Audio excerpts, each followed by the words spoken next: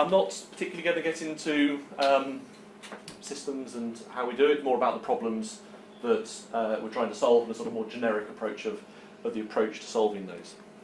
So Wellcome Collection, I don't know whether anyone here has visited us, but if you have, you should. It's very nice. We are a free museum and library. We're part of Wellcome, which is a big biomedical charity.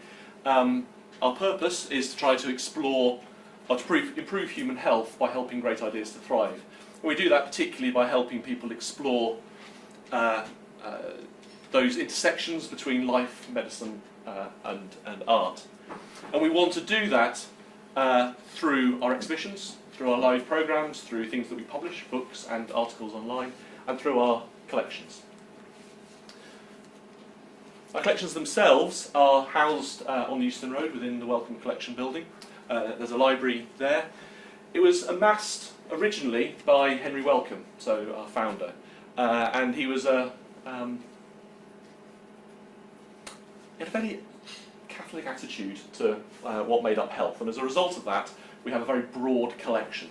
That ranges from archives, so people like John Dixon, who was born in 1832 even, he was much older than that. He was a medical officer in Bermondsey. He obviously did that as a job, and that's why we have his collection. But he also was just an interesting guy and had lots of other interests. As a result of that, we have a whole raft of other material in there. Writings on cactus, on photography, and a large collection of board games. So if anyone ends up on one of those items, it's like, what on earth? Why have we got this material? And often that's why. In addition to archives, we have a large visual material collection. So that's both prints and artwork. So this is an example of that. This is nothing new in the world. This is James Gilroy. This is an example of the original smallpox vaccination. So, and the anti-vax movement. The anti-vax movement's nothing new. So here we are. Here he is vaccinating people against smallpox.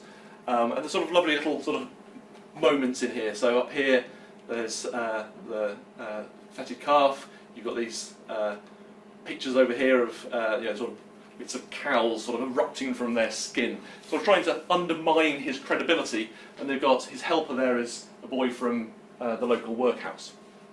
We also have manuscripts, and we have illustrations within those manuscripts. We also have contemporary images. So this is obviously an image from a modern hospital.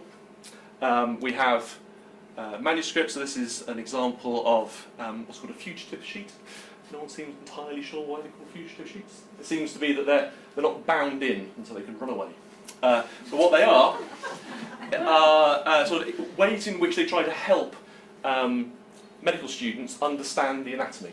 So these are layered documents, and you can sort of virtually peel back the skin, the muscle layer, the bone, to find the organs underneath. This image at the bottom here is, what's his name? His name is, he was a Scottish photographer, John Thompson. So he was travelled around Asia and photographed his travels, and he was one of the first people to document Asia in that way. As this guy, this is Henry Wellcome. So he's the reason why we have all of this stuff. While he was alive, he also collected 3D objects. No one's really sure how much he amassed. It's sort of spoken about that he had a million objects. In truth, I think that's just a made-up number. But most of those objects are now on loan to the Science Museum. So if you want to go and see those, you should go down to the Science Museum. That breadth of material, however, both in terms of the scope of it and in terms of the diversity of it, presents a whole bunch of challenges. And this is sort of our first problem, is that even people that know about Wellcome Collection, even people that are familiar and come into the building, basically don't know what's in there. And most interfaces for collections start with a search box. You can only use a search box if you understand the scope and breadth of the collection. If you don't know that, you don't know what to type in which case you can't find it. So typically, this is a second problem. People typically don't know what they're searching for. So we have, inside this collection, a whole raft of things. we have images and metadata, and sometimes we have OCR text. So if we've got printed material and we've imaged it, then we also run that through an OCR, which means you can search across that material. But often, what you're really searching across is the catalogue record, the metadata. And that is, for a lot of people, unexpected, and therefore they're not going to get the results that they expect. The third problem is a real problem for all archives. And it's a sort of question of context. So we can sort of pop into existence. We and all the material within our collections only make sense if you see them in the context in which they were created. And understanding that adds a lot more value to them. So as an example, this letter on the side here is from John Moore, and he's writing back to his brother. His brother's eldest son is currently staying with him, and he's sort of saying, I'm a bit worried. It looks like the plague's sort of taken hold. More than 1,000 people have died this month, which we thought would have happened a long time before that when you got a bit scared. But anyway, I guess more people died in those years.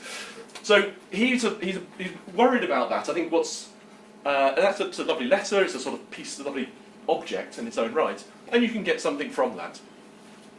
But you can get much more from it if you can cross-reference it with other material.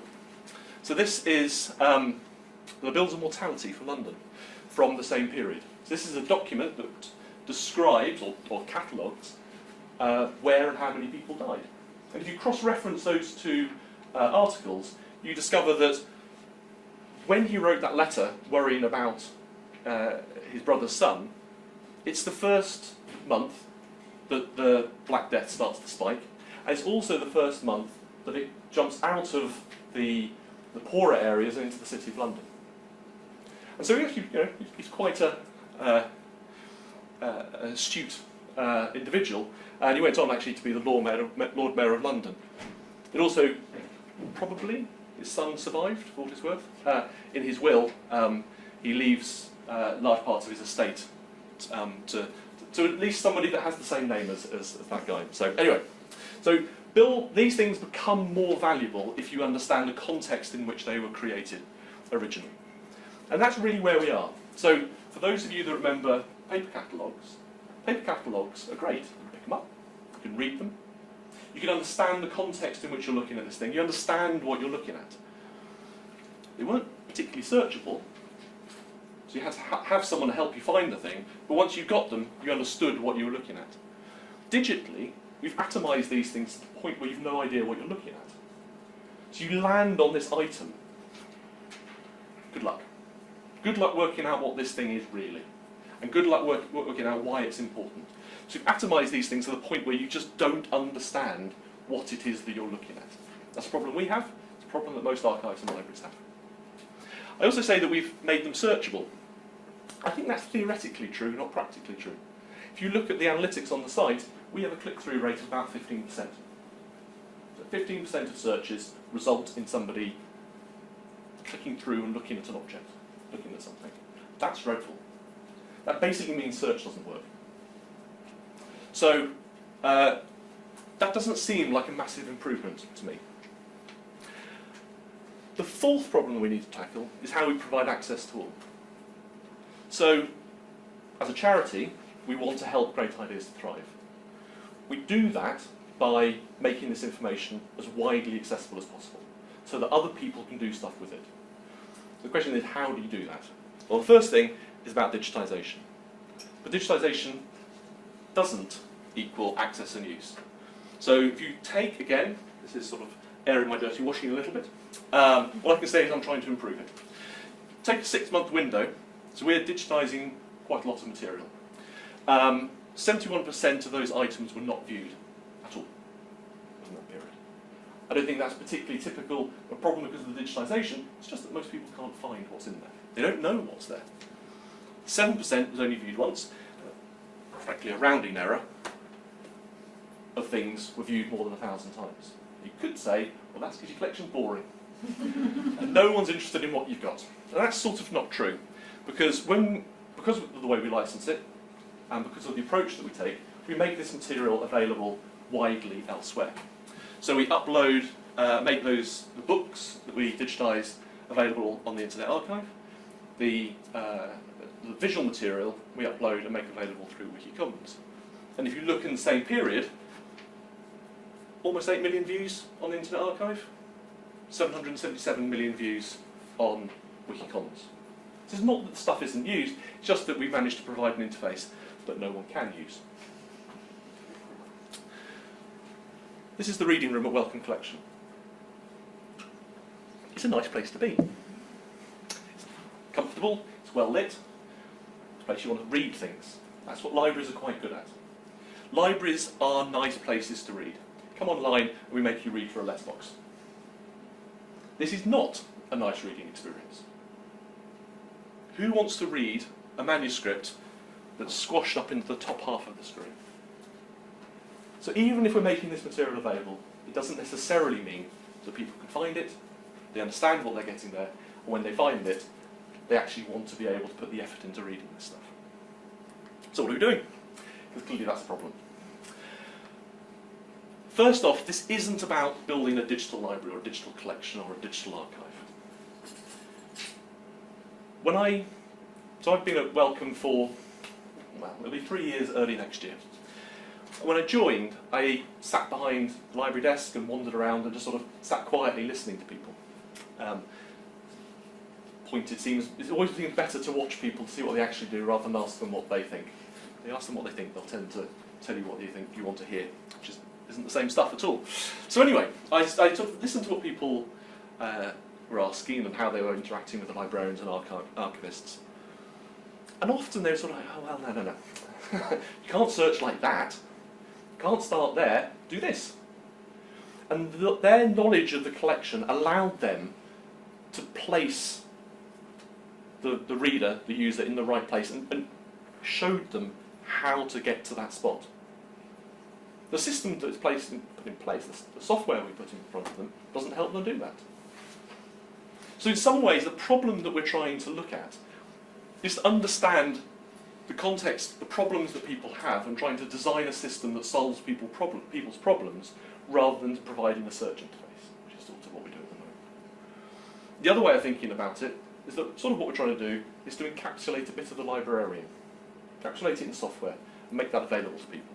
If we can do that, then we can build software, we can design interfaces, and we can make information available that hopefully solves people's real needs, real goals, not the things that we might think they have a problem with. So one of the things that we're doing, say, is providing digital access. So we have a large collection. How big that collection is depends on what you want me to count. We have 1.2 million records, but some of those records represent a painting or a book or a manuscript. Some of them represent large, many meters worth of archives. We are, however, digitising it, so we're taking photographs of that material. I have to keep updating this slide in terms of sort of how many it is. So we're currently up to 40 million images, which is about 270,000 items.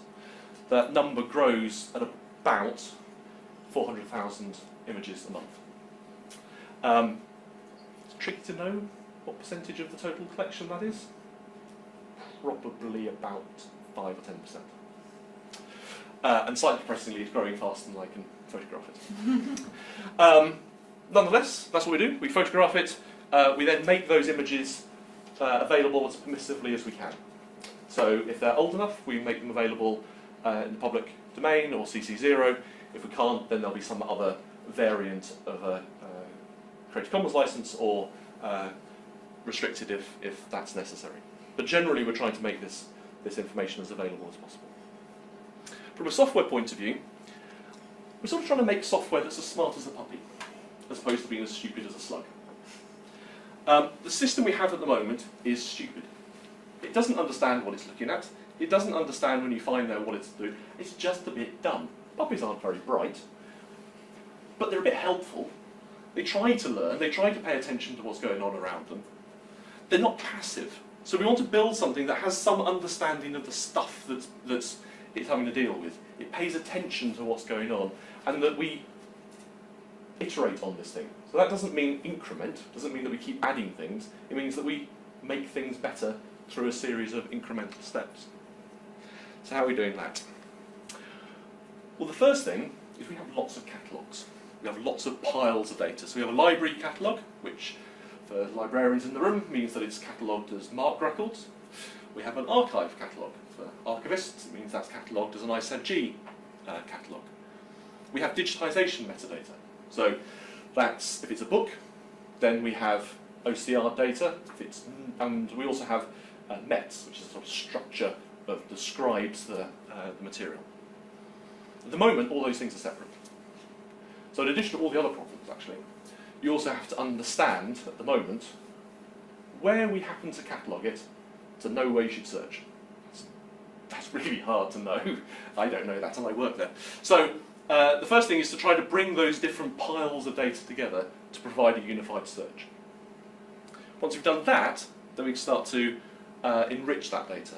We can enrich that data in different ways. So the first thing is that we can link it into other sources of knowledge on the web. So, you know, Wikipedia, Wikidata is sort of one source, but there are other piles of data out there where we can add additional context. We can also use machine learning to enrich the data in a way that we just frankly don't have the resources to be able to do with humans. And if we can do that, then the idea being that we can start to build an interface that provides more sort of contextual discovery. The first step in doing that is to try to model the information. So this is a sort of stylized representation of our metadata, our schema that we're developing. So this allows us to describe the things that we care about. It maps to our different data sources, so we can map into this our MARC records, our ISAG records, our METS files. And it allows us to say, you know, this thing over here is a person and it has this relationship to this organisation. These are the works, this is the sort of material that we hold within the collection. They have locations, they're grouped into things. Because we're a museum as well as a library, we also run exhibitions and events. And these things are about sort of real-world concepts. So by providing this additional structure, we can provide useful ways for people to understand the context of this material and to be able to explore it. It also provides enough grist for the software to be able to interpret more of what's going on, and again to make this thing more useful to people. Because ultimately, that's what we're trying to do, make things more useful to people. Once we have this underlying data, we can then start to enrich it with machine learning. There's a whole raft of things that we can do. Now, people use machine learning in different ways. If I was working at Facebook, I'd be using machine learning to know about you. We're not. We don't really care about trying to use machine learning to interpret or understand our users. All we want to use is machine learning to understand our collections. So that means that we can tackle it in different ways. So the first one is around natural language processing.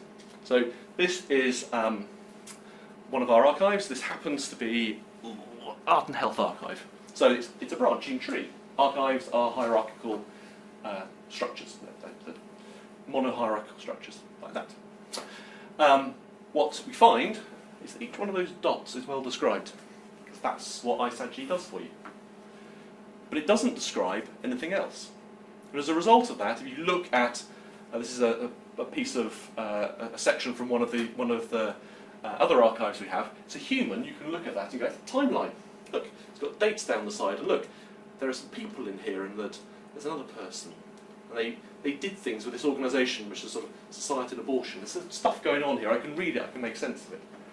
At the moment, that's just a blob of plain text as far as the software is concerned. But if we run that through natural language processing, in this case, the way we've done that is that we've used Wikipedia as our training set. So the nice thing about Wikipedia, one page per thing, big blob of text that describes that thing. And you end up with this. So now what we have is we can pull out the entities that matter, or we've described within our domain model, that big spidery diagram earlier. So as a result, you've got things like United Kingdom. We know what the United Kingdom is, this place. We can identify people, we can identify things, agents. And that gives us much more power. We can pour this into the structure and give people, hopefully, a better way of understanding and exploring the space. We can also start to extract features and find similar things. So, can train the data set to look for images that are similar to each other. They look a bit similar to each other to me. So that's somewhat useful. It doesn't always work. I mean, it's the same shape, I suppose. Certainly not the same thing. So to make this work better, what you need to do is start to combine the different sets. So if we understand, because of the catalogue, what some of these things are, so that we can then combine different techniques to improve those recommendations. But it doesn't have to just be on shape. We can also do it on colour. So this, you can work two ways. You can either say, find me things that have the same colour pattern, or find me things that are of this colour. I believe that if you're certain researchers, this is an important type of tool that you'd want to be able to do, to search the archive. Most image searches rely on the metadata. So really what you're searching is not the image. Really what you're doing is you're searching the catalogue record, the metadata that's associated with that image. But you don't have to. So this doesn't use any image metadata at all. What this does is we've trained a system to look for the properties that belong to an image. And then sort of take a more abstract view on top of that so that you can let people search for it. So this is a search for an old wooden boat, just looking at the images. So we've trained the system to understand those attributes that we find within the images, and then you can find images that, well, not all of them are old wooden boats, but it's not bad. Now that's important because our collection is large, and we can't, in reality, catalogue it in the detail that we would want to catalogue it, nor, in reality, can we understand all the different ways in which people might want to catalogue, search for things. So to be able to provide this type of technology, hopefully, will allow us to make it a little easier for people to find, and also for us to be able to surface the information. You can also start to cluster information. So if you take all the paintings, you can run those through and find visually similar things. We have a large collection of public health artwork. So this is a large collection of AIDS posters from around the world. What you find, not that you can see that, you have to take my word for it, is that obviously you can see the sort of visually they're similar, they're clustered together. But actually if you look more closely, you'll find that the images that are the same image but used in different parts of the world cluster together. So here's this image, and here's the same poster used in Germany, Greece, America. So now you can see how those different nations, different parts of the world started to use this material. Not because it's in the catalogue, it isn't, but because it's available, it's visually in the material, and the software can pick out those similarities. So how are we going about that? So the first thing is that this sort of transformation, so we're in the middle of this, right? So this is not all there. Actually the API is there before the interface, so you can play around with the API if you want. But what this is really about is about people. It's not really about technology. We don't start with the technology. We start with people, we start with problems that people have, and then we tackle it by developing a culture and a process that allows us to use that technology effectively. And by putting users first, we hopefully will start to be able to deliver services that certainly meet and hopefully exceed their expectations, to solve the problems that they actually have in the real world, so that they're more effective, and ultimately so that their ideas can thrive, they can create new ideas, they can share those ideas with the world, and eventually that will lead to improved human health, because that's why we exist as an organisation. I debated whether I should put this slide in here. There's a whole bunch of stuff that we do to sort of get ourselves there. So we're open source by default. So all of the software we write is open source. We where at all possible, try to use open source software. And that's both use it sort of passively, but also contribute to it. So the images, for example, that we deliver are delivered as an open source, as a interoperable standard. One of the main libraries that's used to do that, we contribute to, and in fact we're one of the major contributors to that library. In terms of the underlying infrastructure, it's all hosted on AWS. We treat that infrastructure like software. So it's entirely reproducible through code, and that allows us to do a whole bunch of interesting things. So it allows us to have, to tear down and create that software instantaneously at any time without any downtime. That allows us to make many deployments a day, we're sort of currently about 30 or 40 deployments a day, without any downtime. It allows us to very quickly auto-scale.